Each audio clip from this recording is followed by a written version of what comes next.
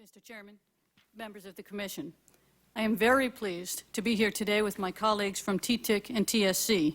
The fact that we are three testifying here together highlights the unprecedented level of cooperation among U.S. government agencies aimed at improving border security through enhanced information sharing, and the fact that we are using new approaches to border security to keep ahead of the changing threat to our national security.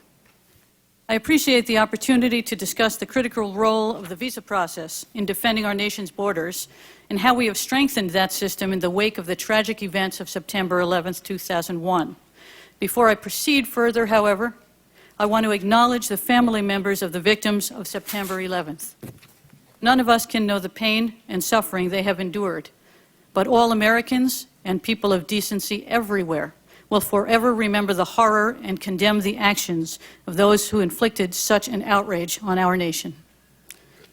The Department of State, together with other U.S. government agencies, is determined to eliminate potential vulnerabilities to terrorist attacks. State's visa work is a vital element in providing for our national border security. We have no higher responsibility than protecting our citizens and safeguarding our country's borders. My goal since I was confirmed as Assistant Secretary of State in November 2002 has been to examine our processes from top to bottom to make them as strong a shield against terrorists and criminals as we possibly can.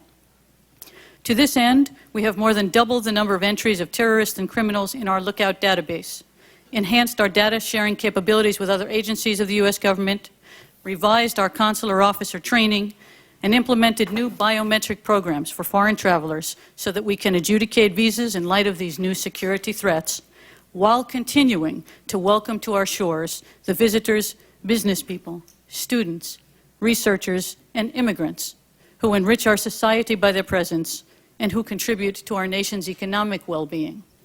Now I'd like to provide a bit of detail about these efforts. The consular officers of the Foreign Service, who adjudicate visas at over 200 embassies and consulates abroad, are truly our first line of defense. Through them, our goal is to push the very borders of the United States out as far as from our own shores as possible, so that we stop a potential terrorist overseas. To do so, we must have the best information available within the United States government on terrorist threats. I cannot overemphasize this point. One of the most reliable ways to stop those who intend to do us harm is to identify them to consular officers abroad. The Department of State, working with other agencies, has made significant improvements to our ability to share Lookout information. Thanks to this new level of collaboration, the data holdings in our consular Lookout system now total almost 18 million records of people ineligible or possibly ineligible to receive visas, much more than double what we had prior to September 11th. Most of the data in our Lookout system now derives from other agencies, especially those in the law enforcement and intelligence communities. We have cooperated in this important endeavor by working with my colleagues from TTIC and TSC to integrate terrorist watch lists from numerous government sources into one centralized point of reference for everyone who needs to screen members of the public, from the police officer on the beat to the consular officer abroad. Together with the Terrorist Threat Integration Center, we will rely on the TSC to ensure that consular officers have access to the information they need to deny visas to known or suspected terrorists. We are proud that these institutions rest on a foundation that the Department of State laid in the form of Tip-Off, a pioneering system in the use of classified information for screening purposes, created in 1987. The Tip-Off database, with its approximately 120,000 records, is now housed at TTIC. TTIC and TSC together will eliminate the stovepiping of terrorist data and provide a more systematic approach to posting lookouts on potential and known terrorists. We have also entered into a robust partnership with the Department of Homeland Security and work closely with them on a number of initiatives to improve border security. DHS and state collaborated on the implementation of the congressionally mandated CVIS system to verify student status and assist in student monitoring. We have strengthened procedures following revocation of a visa by state to ensure timely notice to the DHS lookout systems. We are currently engaged with DHS in implementing a biometrics program to track the entry and exit of foreign visitors by using electronically scanned fingerprints. Secretaries Powell and Ridge signed a memorandum of understanding in September of 2003, which sets the terms under which officers of the two departments will work together in the visa process. We at the Bureau of Consular Affairs have undertaken a systematic review of the visa process since September 11th to identify and eliminate vulnerabilities in the system. Our overriding goal has been to provide consular officers with the very best tools and the best training possible.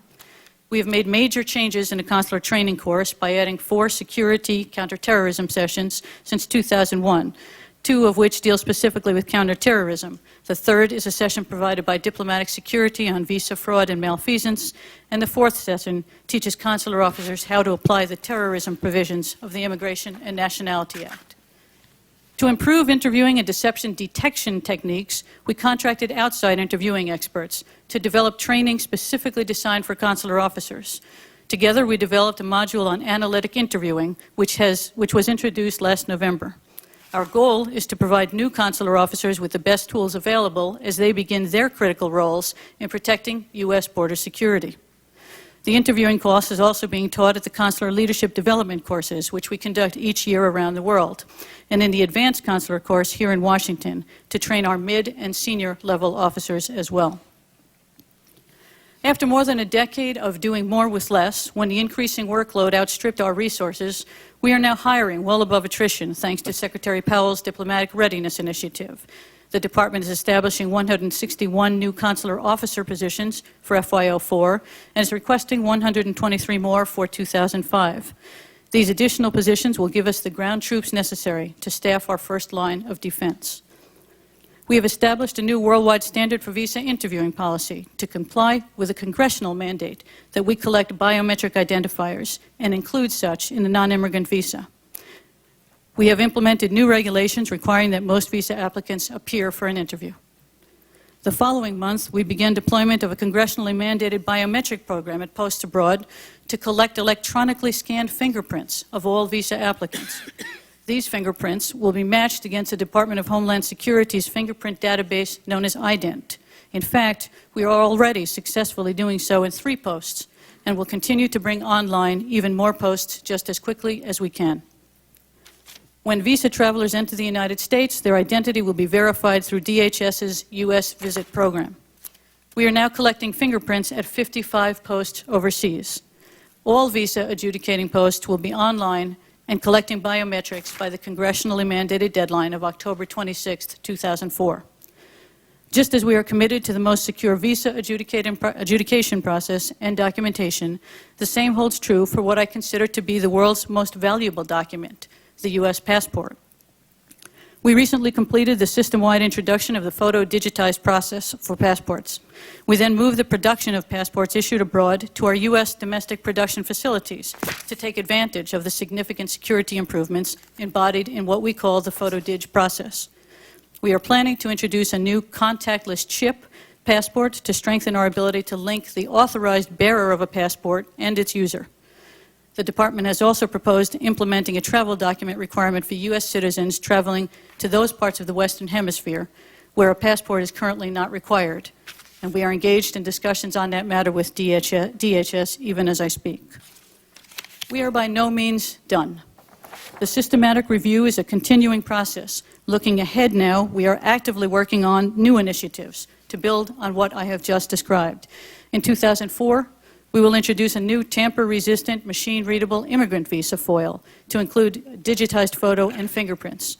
We will complete the worldwide deployment of biometric visa capability, and we will continue discussions with Canada, Mexico, and the rest of the international community to expand on data share.